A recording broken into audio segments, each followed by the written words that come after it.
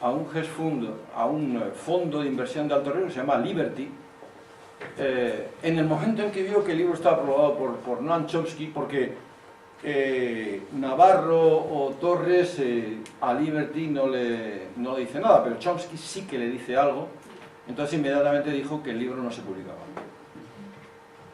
Y cuando el libro, los editores le empezaron a decir a Torres y a Navarro y a Garzón que había problemas y que el libro a lo mejor se publicaba en enero, evidentemente estos tres autores rompieron, por así decirlo, el acuerdo que tenían, vinieron y le preguntaron a Tax si podía ayudar a que efectivamente el libro se publicara y saliera con una editorial que se llama Sequitur, con la cual ya habíamos trabajado anteriormente.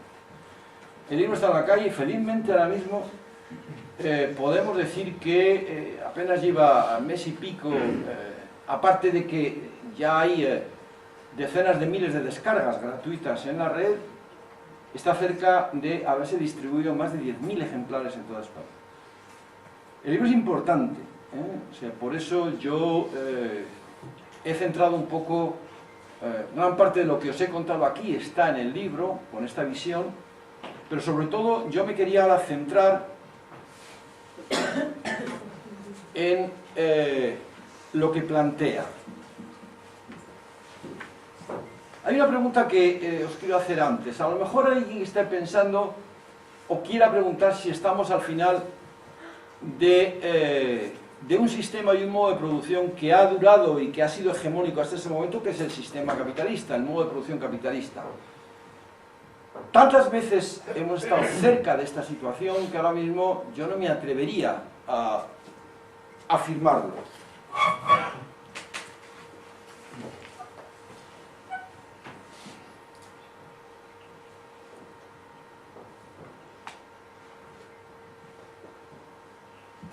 Lo que sí puedo afirmar es que el sistema no va a caer por sí solo. Es decir, o sea, una crisis tan profunda como la ha surgido en el año 2008, 2007-2008, mucho más profunda de la que hubo en el año 29. El crack del 29 no ha tumbado el sistema, ni probablemente lo tumbe, salvo que el conjunto de la ciudadanía mundial, fijaros las dos palabras que acaba, ciudadanía mundial, porque realmente las soluciones ahora mismo son mundiales, no son locales. Realmente tome en serio la idea de que otro mundo es posible, de que otra sociedad se puede organizar, porque ahora mismo tenemos los medios, la capacidad tecnológica y la capacidad política de llevarlo adelante. En el siglo XIV no era posible, en el siglo XXI sí es posible.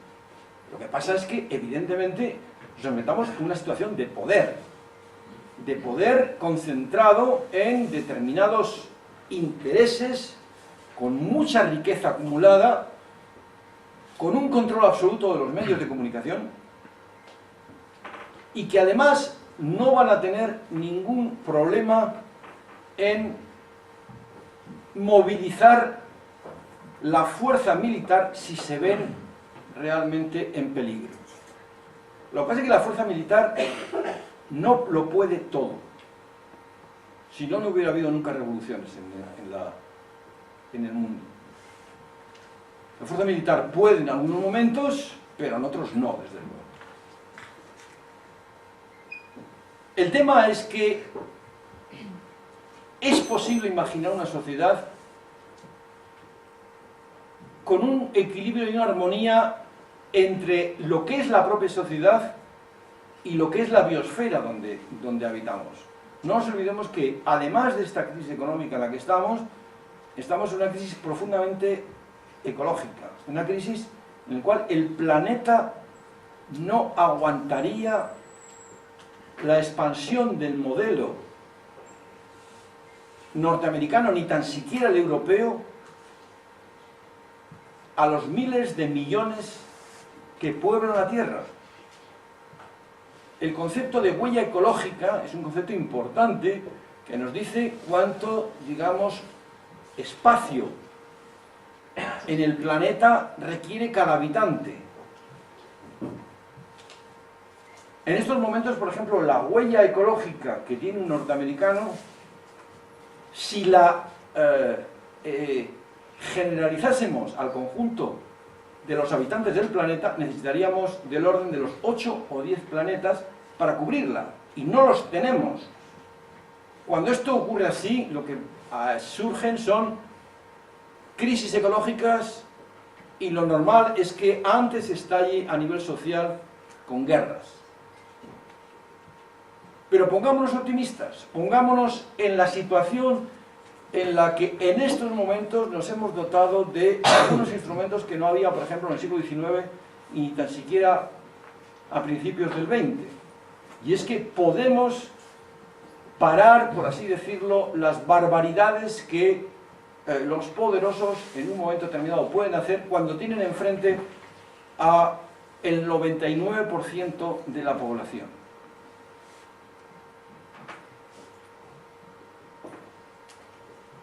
Por tanto, aquí entramos un poco en esta idea.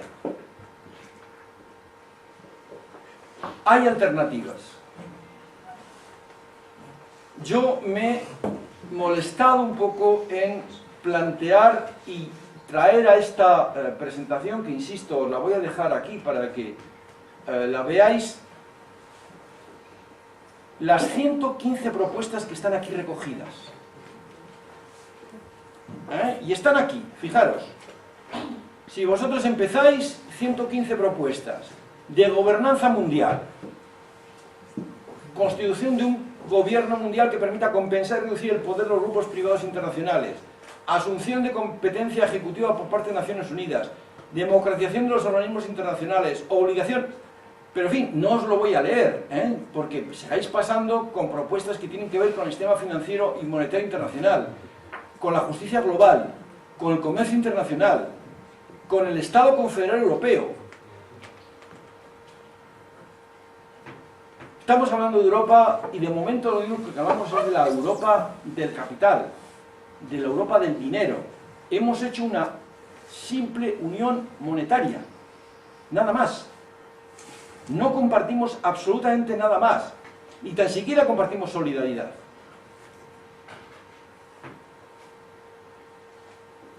Pues bien, la Europa en la cual muchos creemos que es un espacio para dar determinadas soluciones, tiene que ver con justamente la profunda modificación de los tratados que nos han dado paso a este mundo del euro en el que estamos, y que tiene que ver con, por ejemplo, algo que todo esto nosotros venimos repitiendo desde hace 2 años, pero empieza a salir ya en los medios porque no les queda más remedio que aceptarlo.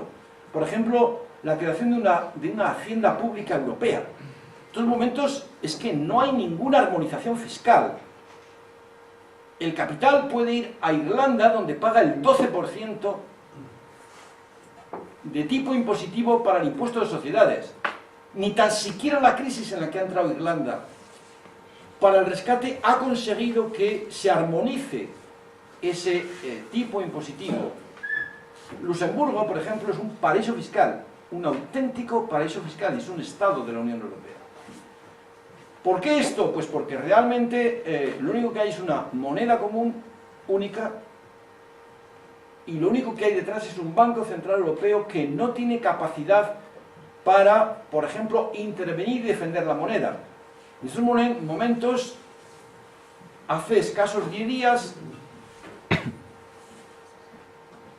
la Hacienda española tuvo que quedarse con bonos que quería vender a los inversores para obtener fondos con los cuales hacer frente al déficit que tiene en estos momentos el Estado español, y los tuvo que pagar al 7%.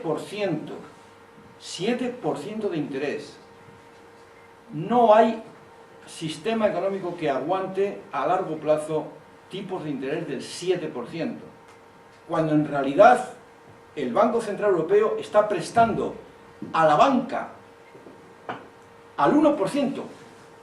Al 1%. Imaginaros lo que tan sencillo como es que coger el dinero que le presta el Banco Central Europeo y comprar la deuda pública. Y además presionar para que efectivamente esa situación entre en crisis y consigan introducir mayores ajustes en los ya mermados derechos laborales, derechos de pensiones y derechos de los servicios públicos que nos quedan.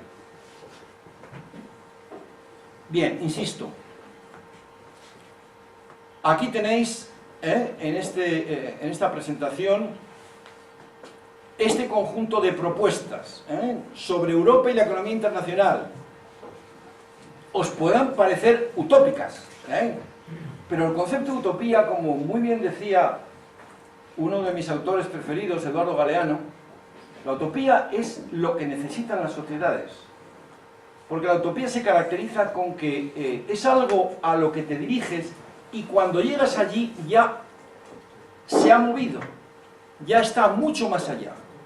Pero esa utopía es perfectamente imprescindible para que las sociedades progresen y para que las sociedades resuelvan sus problemas.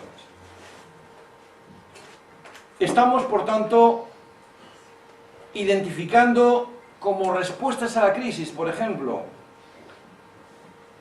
a la crisis nos están planteando que necesitamos austeridad, austeridad, austeridad.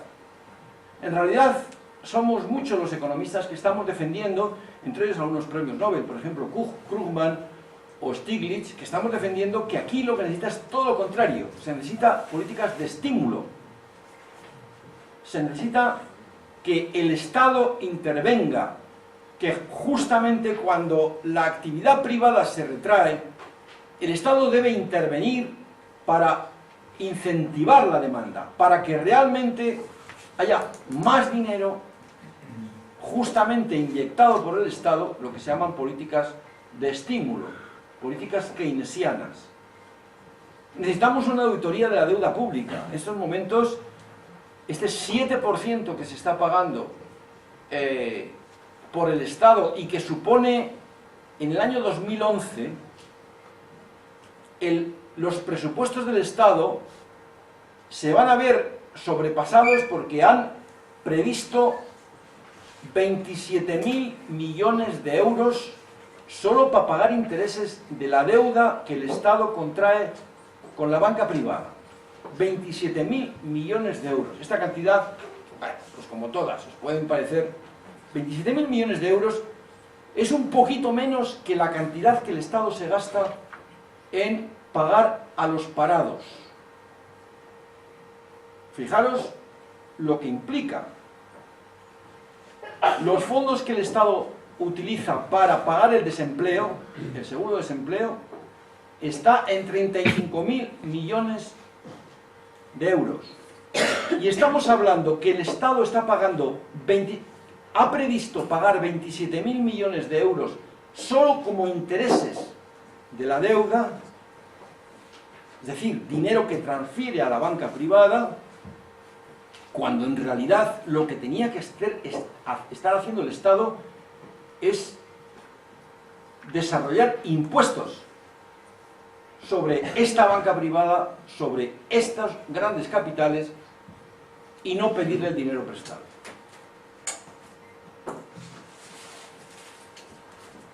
Aquí hay unas ideas, por ejemplo, relativas a las respuestas inmediatas a la crisis en España. Por ejemplo, fijaros, la primera, la propuesta 48.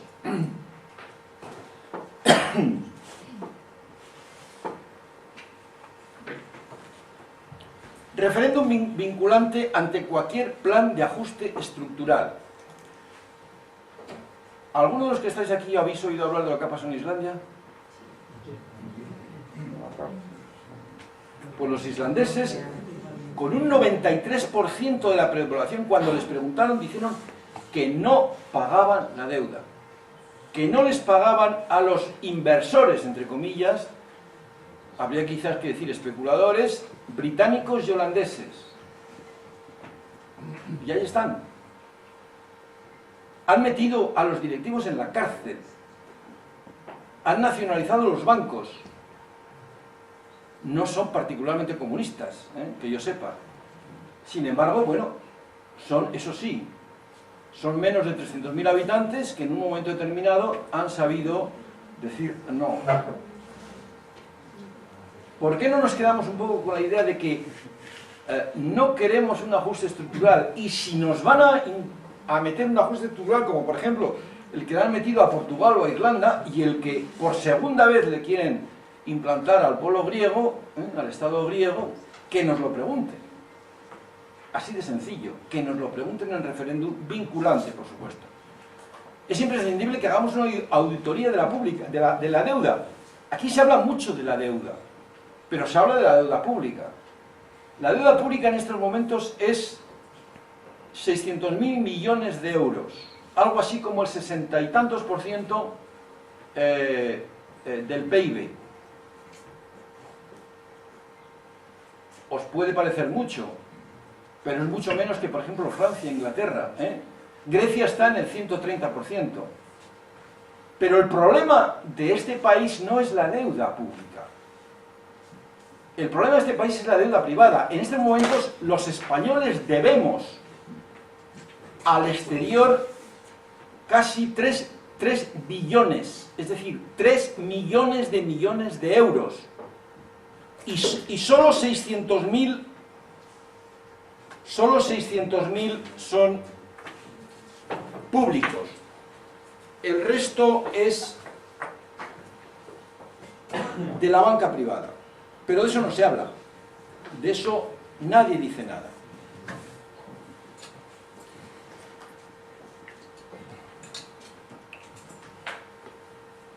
Bueno, he hecho aquí un pequeño desastre, pero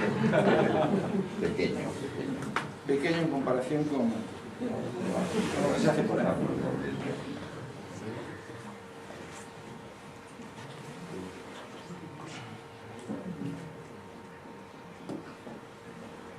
Bueno, yo creo que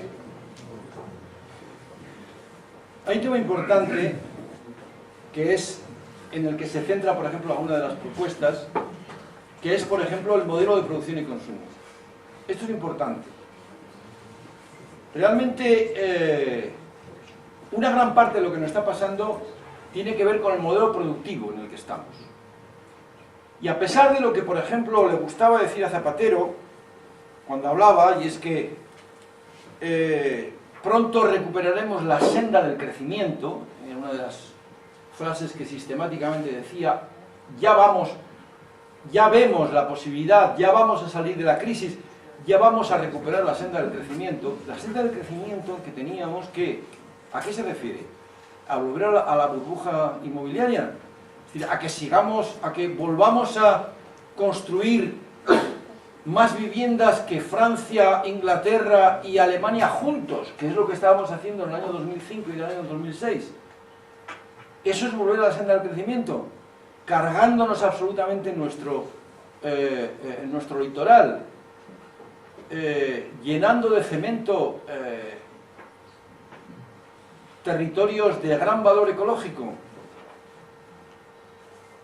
Hay que cambiar el modelo productivo, y cambiar el modelo productivo es también cambiar nuestra mentalidad. Por ejemplo, estamos acostumbrados a no preguntar de dónde vienen las cosas, es decir, compramos lo más barato. Lo más barato. Y el precio no refleja en estos momentos, no refleja lo que tenía que reflejar. Por ejemplo, los aviones no pagan absolutamente para nada el coste ambiental que producen en el cambio climático. Y los aviones están trayendo constantemente mercancías de lugares alejadísimos. Estamos acostumbrados a que ya, bueno, pues comamos uvas todo el año, por ejemplo, porque cuando no vienen de aquí, pues vienen de Chile, o vienen de Sudáfrica, o vienen de... En fin, tenemos que cambiar un poco y fomentar un poco la agricultura de proximidad. Tenemos que ir a otro modelo mucho más ecológico, mucho más centrado en la proximidad, pero la proximidad es una palabra comodín, que tiene que también jugarse a nivel de las relaciones. Las relaciones de proximidad son importantísimas, tanto a nivel vecinal como a nivel de ciudad.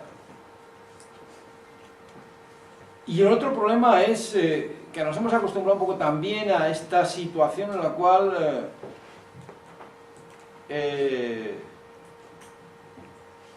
nos fuerzan a convertirnos en empresarios. Es decir, o sea, la alternativa es, tú no vas a encontrar trabajo, pero conviértete en autónomo, conviértete en tu pequeña empresa y efectivamente a partir de ahí sal al mercado y puesto que eres más listo que los demás, compite y acabarás encontrando la forma de sobrevivir. Tenemos que empezar a derivar hacia lo que es la economía social, la economía cooperativa, la economía, digamos, de la cooperación. Pero para eso tenemos que empezar a, insisto, cambiar mucho la mentalidad. Lo que pasa es que en esta dicotomía que hay entre cambiar a las personas para cambiar la sociedad o cambiar algunas cosas de la sociedad que si no se cambian es imposible la transformación social, tenemos que combinar las dos cosas.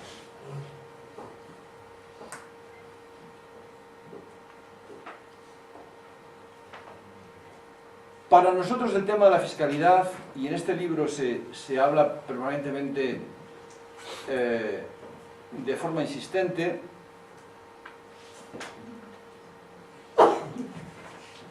hay que desfinanciarizar la sociedad. Y lo contrario a la financiarización, lo contrario a las finanzas, son los impuestos. Fijaros, las finanzas lo que os dicen es, os introducen dos factores. Primero, que el dinero produce dinero.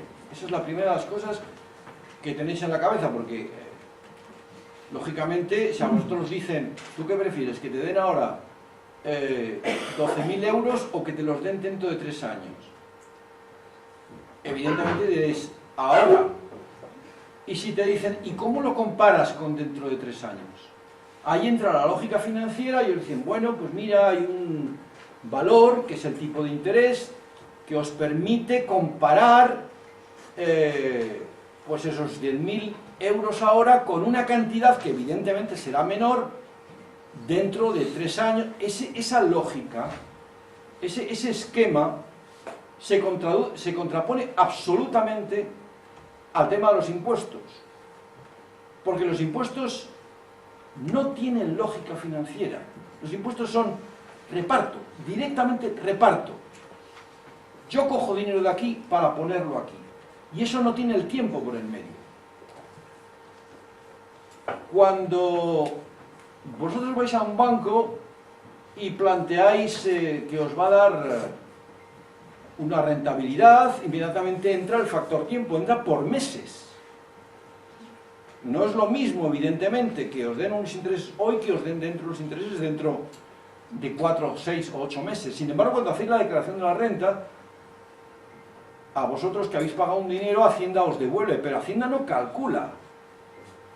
Que os dice, ah, yo te he cogido, tú has hecho la retención en este mes, como te lo devuelvo dentro de 6 meses, te tendría que... No hay lógica financiera en los impuestos. Y es lógico que no haya lógica financiera en los impuestos. Por eso la importancia de la reivindicación de los impuestos. Y contrariamente a lo que decían algunos dirigentes socialdemócratas, bajar los impuestos no es de izquierdas.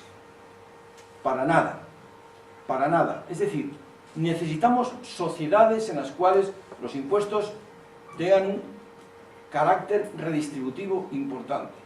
Se habla muy poco, por ejemplo, de las sociedades nórdicas, sociedades en las cuales realmente nos están poniendo delante un modelo de sociedad en la cual efectivamente los impuestos cumplen una función importantísima de redistribución de la renta, de solidaridad y de justicia, que son los elementos que tenemos que tener en cuenta.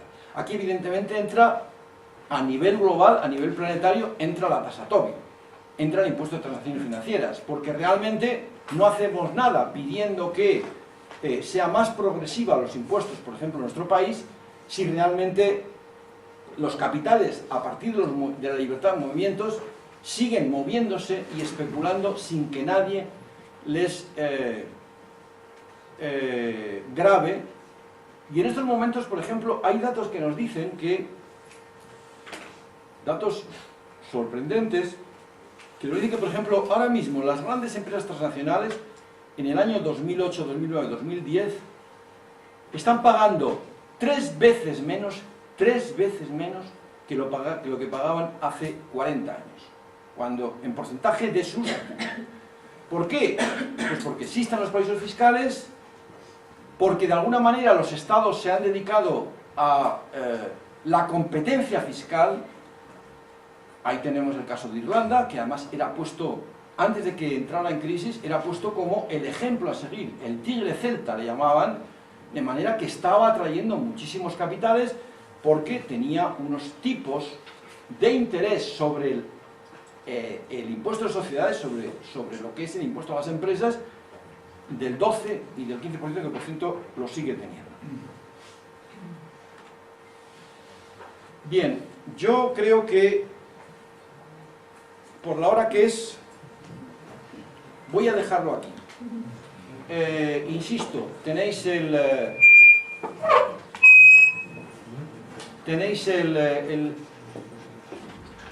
la presentación, el PowerPoint, que os lo voy a dejar, pero me gustaría dedicar un poquito de tiempo a... La verdad es que menos, yo creo que me he enrollado más de lo que quería, pero menos de lo que me hubiera gustado, pero por lo menos algo para que planteéis algún tipo de, más que pregunta, posicionamiento. Por supuesto, preguntas son bienvenidas, pero que tengamos un pequeño intercambio de ideas. O sea que, adelante.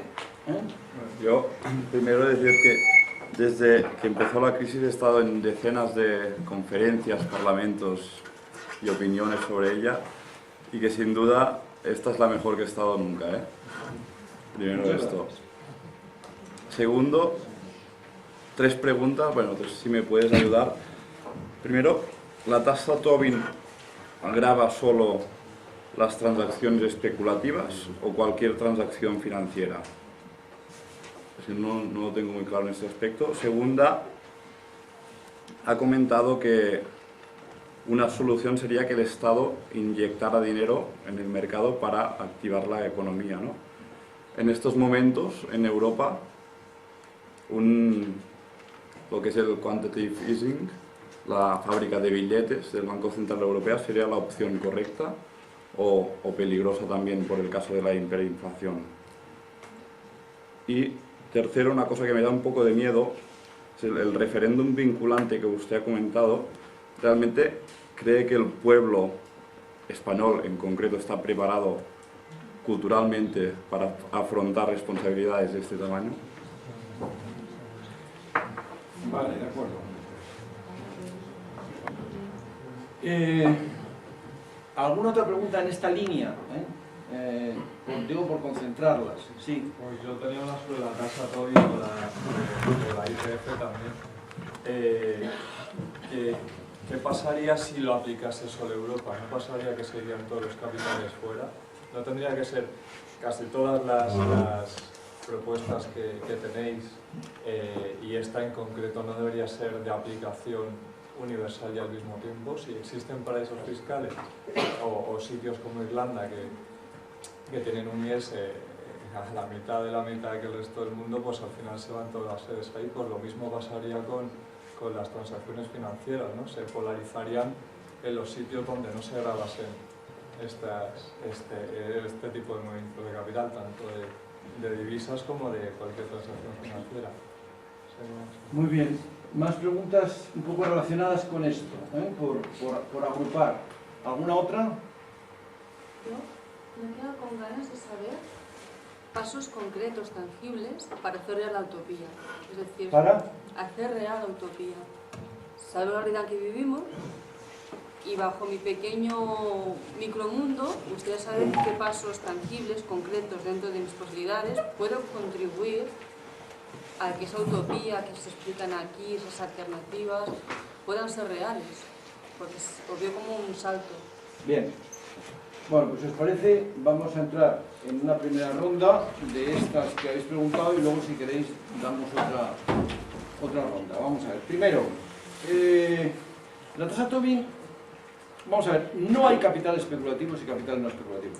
Es muy difícil. Vamos a ver. Si yo